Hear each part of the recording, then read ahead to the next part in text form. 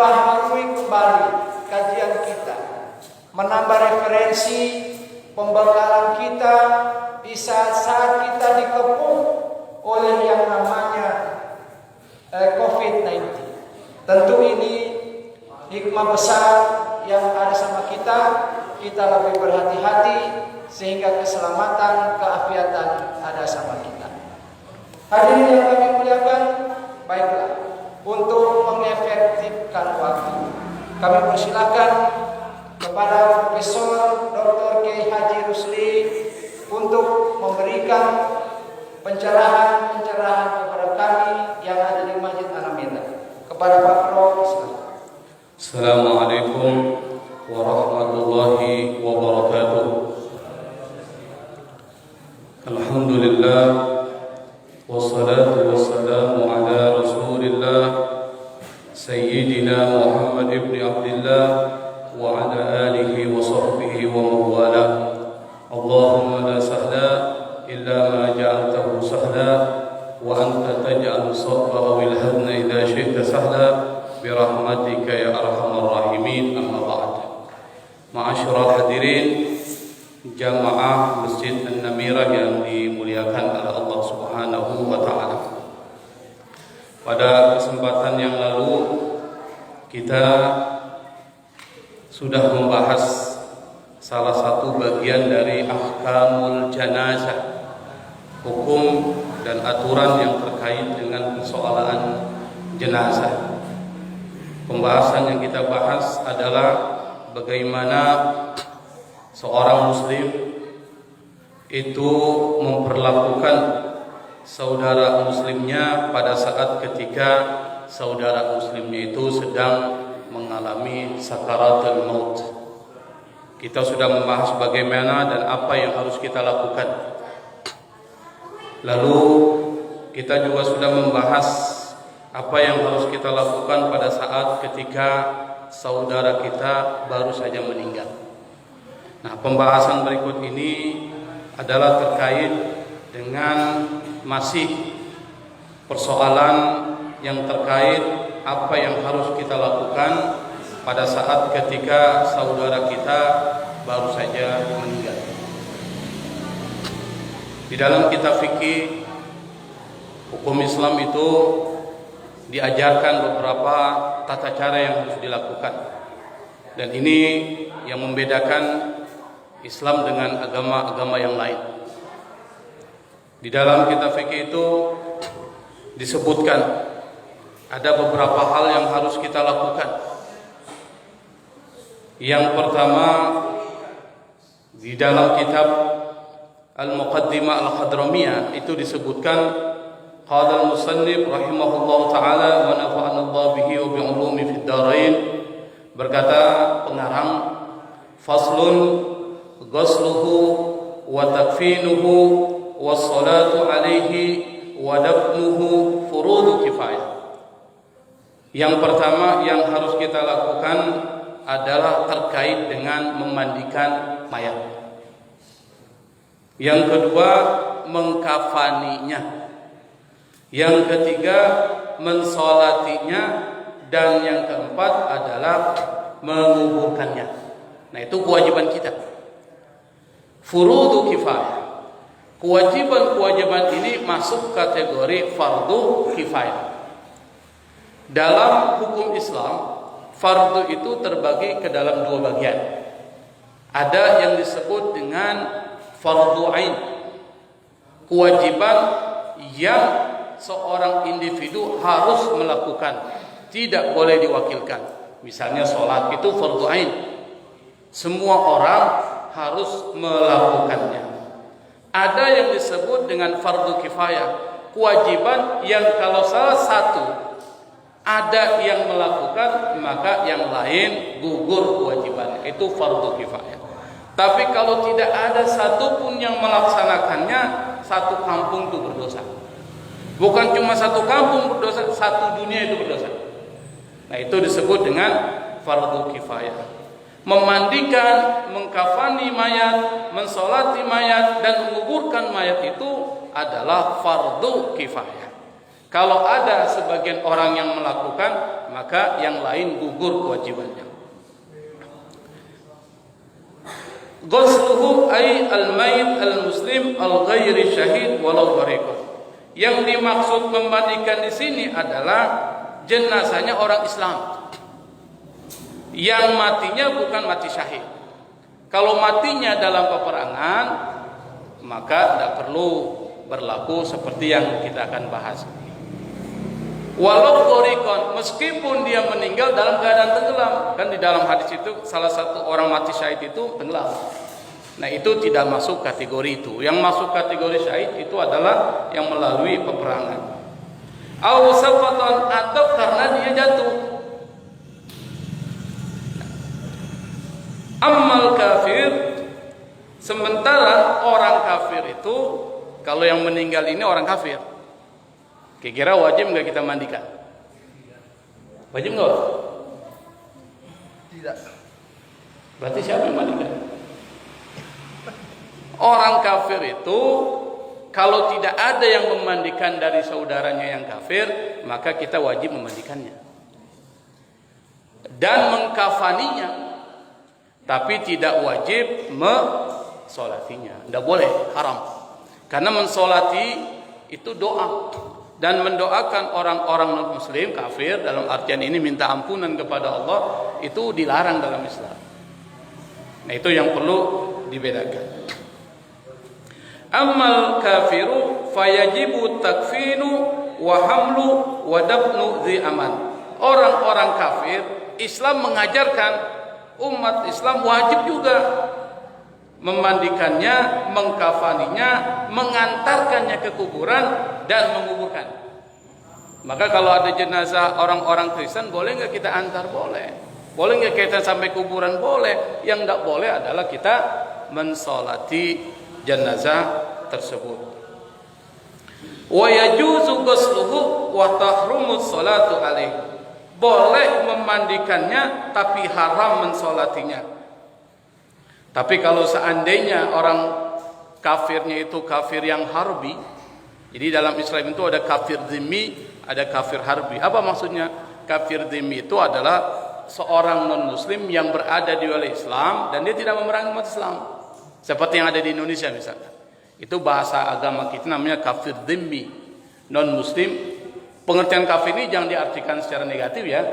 Maksudnya orang yang bukan Islam yang berada dalam perlindungan dan perjanjian dengan kita. Jadi ikut aturan.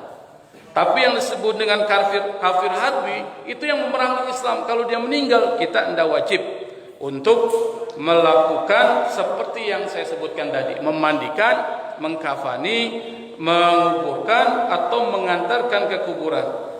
Tapi kalau tidak ada yang tidak ada yang memandikan, mengkafani dan seterusnya, hukumnya boleh. Bukan wajib, tapi hukumnya adalah boleh. Nah, ini nanti masing-masing kalau sudah belajar tentang tata cara mandi memang harus ada prakteknya. Kalau tidak ada prakteknya bingung tuh.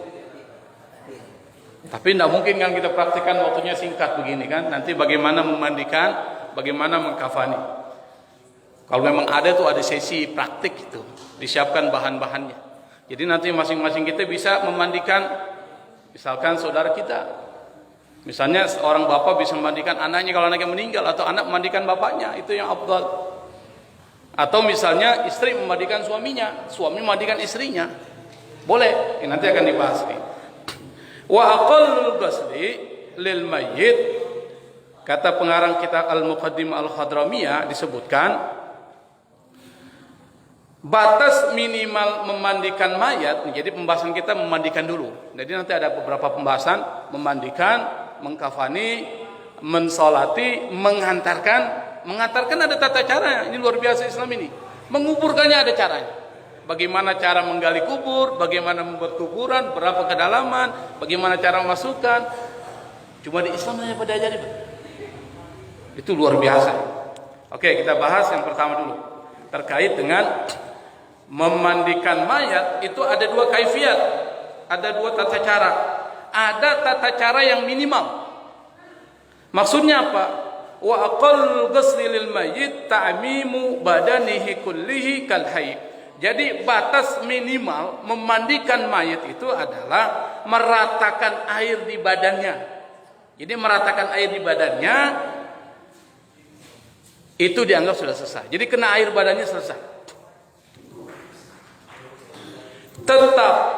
Tetapi ada batasan yang maksimal sesuai dengan tuntunan dari Rasulullah sallallahu alaihi wasallam. Wala tajibu li hadzal ghusli niyatu. Niat memandikan mayit itu hukumnya bukan wajib. Kalau kita kan sholat niatnya wajib. Kalau tidak ada niat sholat itu batal. Puasa pakai niat. Tapi dalam memandikan mayat itu hukumnya adalah baltusan. Hukumnya adalah sunnah. Kenapa? Idil maqsudu minhu an-nadhafah. Karena yang dimaksud dari memandikan mayit itu adalah an-nadhafah, membersihkan. Maka niat di dalam persoalan ini adalah bersifat sunnah.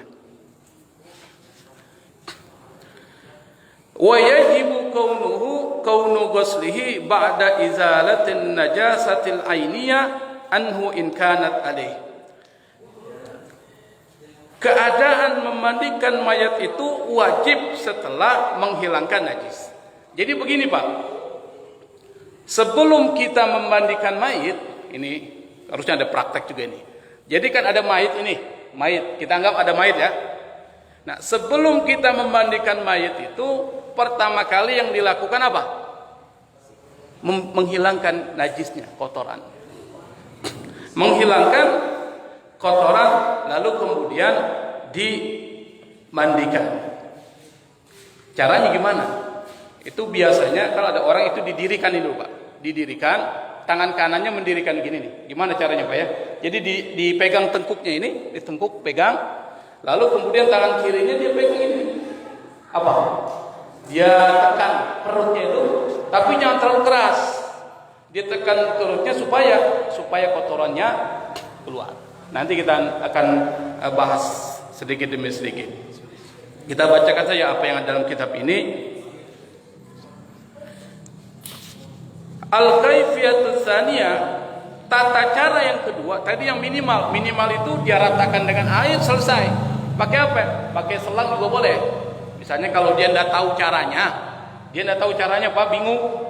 Kasih air saja diratakan semua badannya bersih, selesai. Itu yang minimal. Kalau tidak tahu ya. Tapi kalau dia tahu mengikuti kaifiat yang diajarkan oleh Rasulullah sallallahu alaihi wasallam, wa hiya akmalu ma tatahaqqu bihi sunnah, yaitu kaifiat yang sempurna yang sesuai dengan sunnah Rasulullah sallallahu alaihi wasallam. Gimana? Awalan, yang pertama, yudha'ul mayyitu fi makanin khalin ala murtafi'. Yang pertama, mayit itu harus ditempatkan pada tempat yang tinggi. Pada tempat yang tinggi. Jadi di situ ada balik. Ada balik-balik. Itu balik-balik. Apa sih bahasanya kalau sini, Pak? Balik-balik. Balik-balik juga sama. Tsaniyan, masih ada selanjutnya. Wa tasturu auratuhu biqamisin aw nahwi. Itu auratnya Pak, aurat itu langsung ditutup. Batasnya auratnya apa? Batas auratnya di mana? Orang kalau sudah mau meninggal ini, lalu kemudian mau dimandikan, itu kan yang pertama harus di tempat yang tinggi ditaruh, letakkan, kemudian auratnya itu ditutup. Dari mana ke mana? Dari pusat sampai lutut, itu ditutup pakai kain. Pada saat ketika mau memandikan. Yang berikutnya adalah tempatnya, selain berada di balai-balai itu,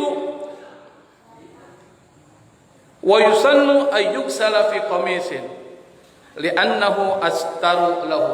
Jadi harus pakai penutup itu, qamis itu kita anggap sebagai kain. Kenapa? Karena dia menutup. Wa fi khalwatin, berada di tempat yang tidak boleh orang lihat itu Pak. Jadi harus ditutup. Makanya kalau di masjid ini kalau bisa ada satu tempat yang tempat itu digunakan untuk memandikan mayit. Jadi dia tertutup. Kemudian ada atapnya. Jadi dikasih wa tahta saqafin li'annahu astaru. Ada atapnya. Berada di jadi ini atap, ini dia tertutup, maka mayit itu diletakkan di atas balik-balik yang tidak terlihat oleh orang, lalu kemudian auratnya itu ditutup. Antara lutut dan pusat itu ditutup. Pernah ngeliat orang mandi jenazah nggak Pak? Pernah? Seperti itu nggak? Ya taruh di balik-balik, orang tersebut di tempat yang agak tinggi, ketika air dialirkan itu dia akan jatuh, airnya akan jatuh ke bawahnya. Yang kedua, harus ada dinding penutup supaya orang tidak lihat. Kenapa? Karena kalau orang lihat itu ada aib. Jangan nonton. Jangan nonton orang lagi mandi kan ditonton. Tidak boleh. Terus dia berada di atasnya ada atap. Thaniyan yajlisuhul ghasilu 'alal mubtasali ma'ilan ilal wara wa yasnudu ra'sahu biyadihil yumna wa yamurru biyadihil yusra ala batnihi bitahammul wa shiddatin liyukhrija ma qad yakunu fi, dan seterusnya. Jadi setelah itu, sebelum dia dimandikan, itu dia harus dikeluarkan dulu najisnya dulu, keluarkan dulu. Yang seperti yang saya katakan tadi, dia diangkat dulu tengkuknya, kemudian dia dikeluarkan supaya keluar, kasih air tuh. Kemudian pakai sarung tangan, jangan pakai sarung tangan, karena kita tidak boleh menyentuh auratnya. Jadi pakai sarung tangan, jadi dibersihkan, kemudian kotoran yang ada di bawahnya itu di selangkangan juga dibersihkan. Nah setelah dibersihkan, baru kemudian setelah dibersihkan semua nih Pak, baru kemudian diapakan? Diwudukan. Wudukan dulu. Diwudukan dulu. Tapi sekali lagi, pernah ngeliat orang mandikan mayat nggak Pak? Sering Pak ya. Nah, kalau bisa, saya akan jelaskan biasa saja, tidak berdasarkan kitab secara keseluruhan. Jadi pada saat ketika kita memandikan mayat, kalau bisa ada yang disebut dengan mijmar. Mijmar itu seperti, kalau bahasa kita itu ada yang ada wangi-wangian itu Pak. Apa sih namanya itu? Ada tempat dulu. Nanti kemudian ada wangi-wangian supaya hilang bau-bau yang mungkin saja muncul dari mayit. Jadi pada saat memandikan itu ada. Ini sebelum memandikan harus ditaruh tempat yang bersifat seperti dupa lah. Seperti dupa. Kalau orang Jawa bilang kemenyan. Tapi bukan kemenyan ya, tapi menggunakan yang disebut dengan aud. Aud itu artinya wangi-wangian. Kalau aud dalam bahasa kita dari cendana. Tapi cendana mahal. Kita jual dari Indonesia ke Saudi, misalnya dari Saudi jualnya mahal. Padahal kita tidak ngerti tuh cendana itu harganya sangat mahal di Saudi. Jadi ketika mayit diletakkan di atasnya ada atap, di sampingnya ada tempat penutup. Lalu ditempatkan di satu tempat yang agak sedikit tinggi, ditaruh di dekatnya itu yang disebut dengan dupa itu. Seperti wangi-wangian supaya menghilangkan bau-bau yang mungkin muncul pada saat ketika kita sedang memandikan. Kan ada kotoran-kotorannya itu. Begitu Pak ya. Jadi yang memandikan yang pertama adalah mayit yang berwasiat kepada siapa yang mandikan. Jadi sebelum dia meninggal dia berwasiat, nanti yang mandikan saya adalah si fulan. Nah, itu harus dilaksanakan. Tapi kalau dia berwasiat si fulan dan si fulan ini tidak bisa memandikan, wasiat itu tidak perlu dilaksanakan. Nah, kalau seandainya wasiat itu tidak ada, maka yang memandikan mayit itu adalah bapak dari anak yang meninggal, bapaknya. Lalu kemudian kakeknya, kalau kakeknya masih ada. Kalau sudah tidak ada bapak dan kakeknya, maka yang memandikan adalah anak dari orang yang meninggal, begitu ya. Kemudian pamannya, kemudian dan seterusnya sampai cucunya atau saudaranya. Jadi begitu. Tapi kalau seandainya istrinya yang memandikan, silakan. Kalau istrinya itu kuat. Kalau yang meninggal perempuan, suami bisa memandikan mayit itu. Suami bisa memandikan mayit. Tapi kalau suami tidak mau, yang memandikan siapa? Ibunya, atau anak perempuannya, atau bibinya dan seterusnya. Tapi kalau semuanya ini tidak bisa, maka yang memandikan adalah orang perempuan yang bukan keluarganya. Perempuan yang bukan keluarganya. Kalau laki-laki yang tidak mampu semua yang tadi, maka laki-laki yang bukan keluarganya. Kalau ternyata apa? Perempuan yang meninggal, tidak ada perempuan, yang ada laki-laki doang. Tapi tidak mungkin. Di suatu tempat tidak ada laki-lakinya. Atau di satu tempat yang meninggal perempuan, tidak ada perempuannya. Yang ada semuanya laki-laki. Apa yang dilakukan? Ditayamumkan. Tidak perlu dimandikan, tetapi dia ditayamumkan.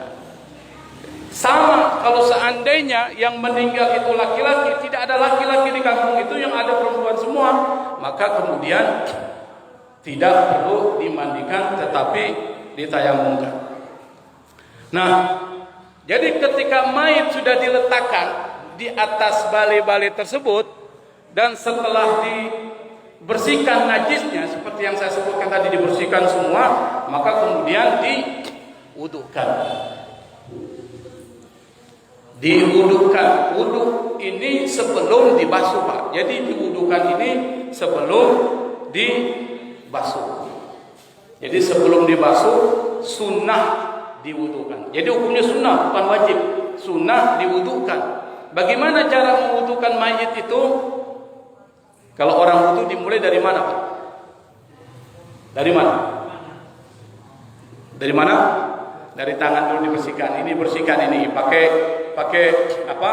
Pakai glove. Glove itu apa? Sarung tangan. Dia dibersihkan. Setelah tangan apa lagi? Apa yang dibersihkan? Kalau orang wudu apa, Pak? Habis dia tangan, apa yang dibersihkan? Ini mulut kan? Mulut itu bukan dikasih air begini, tapi dimasukkan tangan orang yang memandikan, itu dimasukkan ke mulutnya aja. Tidak usah dibuka giginya. Masukkan ke mulutnya, digosok atau dengan menggunakan siwak. Kemudian kalau hidungnya itu menggunakan kapas atau masukkan air, digosok-gosok, dimasukkan seperti itu. Kalau bisa sih pakai kapas. Nah, setelah itu baru mukanya. Muka, kemudian dan seterusnya sampai kaki. Diwudukan dulu. Setelah diwudukan,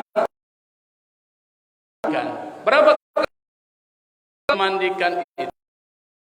Tiga kali.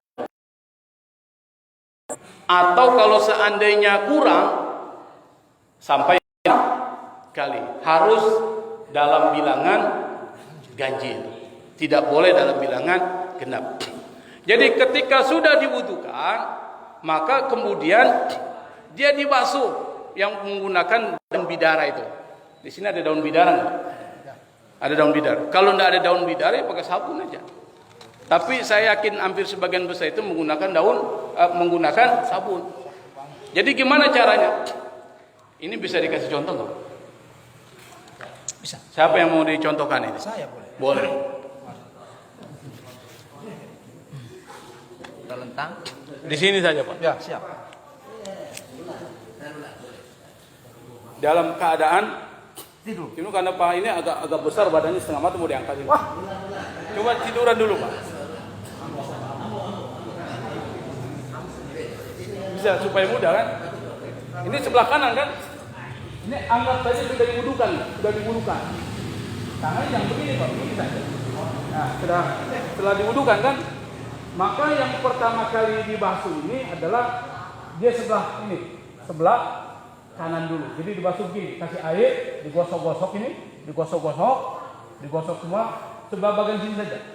Digosok pakai sabun dari depan ini setelah semuanya dibasuh ya, baru sampai kaki. Lalu kemudian ini sudah dibasuh, baru dibasuh sebelah sini. Sebelah bagian kanan tapi sebelah belakang. Nah, ini dibasuh pakai sabun, basuh sulam, semuanya sudah selesai, maka kemudian namanya basuhan pertama. Yang kedua di mana? Sebelah sini. Cuma saya pindah kan, berarti sebelah sini dibasuh sampai kaki. Nah, nanti setelah selesai dibasuh dengan sabun ini, baru kemudian diangkat sebelah kiri dimasuk. Sama gini. Dan tapi ingat, ini harus tetap dia auratnya tertutup antara lutut dan pusat. Jadi bahasanya begini, sambil menggunakan habis sabun baru kasih air. Jadi kasih sabun dulu, baru kasih air atau air dicampur sabun. Diletakkan begitu. Bisa dipahami nggak? Nah, sudah selesai kan? Ini kan sudah selesai. Berarti basuhan kedua selesai. Berapa kali basuhan? Nah, setelah selesai dibalikin lagi, maka menggunakan air campur kapur baru. Kenapa? Supaya dia punya jenazah tidak busuk. Supaya tidak busuk dia pakai kapur baru. Nah, kalau sudah selesai sudah tutup lagi di situ. Jadi memandikan mayat itu mudah. Siapapun bisa. Cuma kadang-kadang kita tidak mau. Kau ada bapak? Ada, Pak. Nah, kalau meninggal kau mandikan. Ya, Pak. Nah, caranya begitu sederhana. Jadi sebelah kanan dulu di sini dibasuh, kemudian taruh air, setelah dibasuh taruh air, baru sebelah kiri dibasuh, sebelah kanan sini, baik lagi begitu dan seterusnya sampai ini dianggap basuhan kedua. Setelah selesai basuhan kedua baru dipakai air bercampur kapur baru. Mudah, selesai. Anggap selesai. Hah? Tidak perlu kemana, yang penting sudah cukup. Iya, tergantung. Jadi tidak begitu sulit. Yang penting 3 kali basuhan selesai. Kalau ternyata masih ada kotoran, ya tinggal dibersihkannya kotoran itu kemudian diwudukan kembali. Selesai. Tapi sekali lagi pada saat ketika mengeluarkan kotoran begini caranya. Bang dulu, ini tentu dipegang begini. Tentu ini dulu begini. Supaya jangan juga ditekan terlalu keras supaya keluar kotorannya. Makanya orang kalau memandikannya begini. Nah, setelah dia bersihkan semua, baru kemudian diwudukan, baru kemudian dimandikan 3 kali atau 5 kali atau kalau masih 7 kali. Yang penting dia harus diangkat. Bisa pakai pakai gayung, bisa pakai. Yang paling bagus pakai selang. Ini mudah. Jadi pakai selang. Kalau tidak ada daun bidara, menggunakan sabun, tidak ada masalah. Tapi yang terakhir, dan ini hadis Nabi mengatakan, akhirkan basuhan yang terakhir dalam mayat yang mandikan itu menggunakan kafur baris. Jadi air, jadi kafur baris itu dihaluskan dulu, dimasukkan ke dalam ke dalam ember, jangan campur diaduk-aduk, baru kemudian diaduk. Nah, itu namanya basuhan yang terakhir dan ketiga. Jadi membasuh itu memandikan mayat tidak sulit. Kembali. Calon mati nih. Iya, betul. Bisa dipahami apa ya? Bisa. Kalau di penjelasannya ini panjang sekali, tapi saya akan menjelaskan sedikit-sedikit saja. Di sini disebutkan wa yukrahu akhdhu sya'rihi. Jadi arti kalau seandainya mengambil rambutnya atau kukunya itu malah hukumnya makruh. Tapi mazhab Syafi'i ada mengatakan sunnah. Jadi ada berbagai pendapat. Misalkan ada orang kalau mandi digunting kukunya itu. Digunting kukunya Pak ya. Atau mungkin kumisnya dirapikan dulu. Itu ada pendapat-pendapat. Tapi dalam kitab Al-Muqaddimah Al-Hadramiyah disebutkan wa yukrahu akhdhu sya'rihi ayil mayit wa dhafruhu, dan kukunya juga termasuk itu dianggap sesuatu yang makruh. Nah, di sini ada penjelasan lagi. Kita coba bahas sedikit. Agak sedikit panjang penjelasannya, tapi tadi ringkasannya seperti itu. Di sini sebutkan wal aula bi ghuslir rajuli ar-rijal. Yang paling utama memandikan mayit laki-laki itu adalah laki-laki. Itu. Naam, di sini disebutkan al-abqahu bibabil ghusli. Yang pertama, laki-laki itu adalah yang paham tentang memandikan mayit. Yang paham tentang memandikan mayit. Aula minal aqrab. Yang paling utama daripada orang yang paham itu adalah kerabat yang paham memandikan mayit. Jadi dari sekarang Pak, kalau ada anak-anak kita, itu diajarkan caranya. Jadi kalau seandainya kita meninggal, anak kita yang mandikan Pak. Bukan orang lain, anak kita yang mandikan. Atau saudara kita yang memandikan kita. Maka diajarkan bagaimana caranya memandikan mayit. Dan itu tidak sulit. Cuma kadang-kala kita berpikir memandikan mayat ini kayaknya serem. Padahal itu sesuatu yang penting. Saya khawatir nanti kalau sudah diajarkan kepada anak-anak kita, saya khawatir mereka tidak ngerti bagaimana memandikan mayat, cuma disemprot pakai selang selesai. Itu kan kasihan. Hukumnya boleh, tidak ada masalah, tetapi tidak mengikuti ajaran Rasulullah SAW. Wal asannu wal faqihu walau ajnabiyan. Yang utama juga adalah orang yang lebih tua, lebih mengerti fikih meskipun orang asing, dan seterusnya. Nah, ini pembahasan tentang terkait dengan persoalan mandi. Jadi singkatnya seperti itu, penjelasannya panjang. Yang kedua, nanti sebelum masuk terkait dengan sholat, yang paling penting nanti adalah tentang sholat dan penguburan, Pak. Ini banyak kekeliruan yang terjadi. Kita akan bahas sebelum masuk pembahasan sholat sekilas saja tentang persoalan mengkafani mayat. Jadi setelah dimandikan selesai, mayat ini tetap tidak boleh terlihat auratnya. Setelah itu maka kemudian masuk pada proses berikutnya adalah mengkafankan atau mengkafani mayat. Di dalam fikih Islam itu diajarkan detail bagaimana caranya mengkafani mayat. Yang pertama, kain yang digunakan itu adalah kain yang berwarna putih. Itu satu. Yang kedua, sunnah menggunakan 3 lapis kain yang berwarna putih. Jadi kain yang berwarna putih itu, Pak, bukan cuma kain biasa, tapi kain itu sudah terukur. Misalnya seperti Pak Katiran misalnya, itu sudah diukur kira-kira pasnya berapa. Kalau seandainya 162 cm. 162 cm. Jadi 162 cm tambah 50 kan. Jadi panjang dilebihkan sedikit supaya nanti gampang diikat.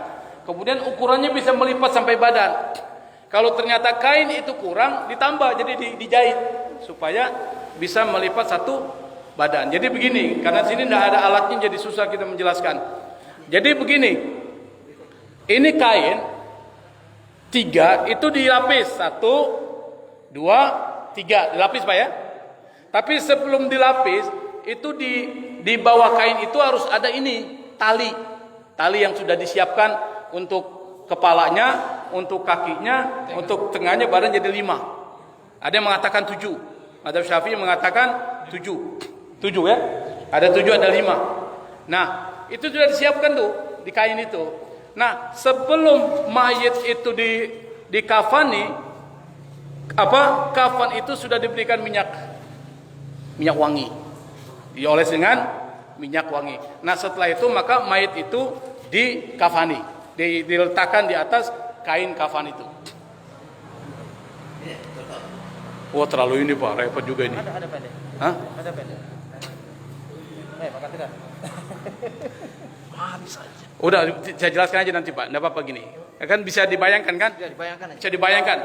Diimajinasikan saja. Diimajinasikan bahwa ada 3 lapis kain yang ketika dilipat itu menutupi badan semua. Itu kita imajinasikan dan kita gambarkan dalam pikiran. Nah, sebelum mayit itu dikafani, sebelum diletakkan di kain kafan yang ada lapis 3 itu, 3 lapis, kalau perempuan 5. 3, dan nanti untuk untuk ukuran kepala, badan, dan bawahnya ini. Tapi kita tidak bicara yang perempuan yang perempuan, tapi yang laki ini penting. Kain kafan yang 3 lapis itu, di bawahnya itu ditaruh tali yang dari kain, Pak. Bisa bayangkan nggak tali kain itu? Berapa? 7 atau 5, yang penting bisa mengikat. Jadi sebelah kaki, kemudian sebelah ke pinggang itu, terus dari kaki dan kepala 2 ditambah 3 di sini jadi 5. Jadi 5 ini. Nah, setelah selesai diletakkan di bawah itu tali itu yang terbuat dari kain, maka kemudian kain kafan yang di atas itu dikasih minyak wangi, dikasih minyak wangi dulu supaya baunya wangi. Nah, setelah itu baru diletakkan mayitnya di atas itu. Menghadap mana itu sudah, yang penting menghadap ke kiblat dan tidak ada masalah, menghadap mana tidak ada masalah. Kemudian diletakkan di atas kain kafan. Jadi lapis yang di atas, Pak, itu dilipat, seret gitu. Jadi yang satu yang di atas dilipat. Setelah melipat yang atas, baru melipat yang kedua. Jadi jangan dilipat langsung, bruk, bukan. Satu-satu. Lipat, kemudian lapis yang di tengah-tengah itu, kain yang di tengah, dilipat lagi, kemudian kain yang berada di bawah baru dilipat terakhir.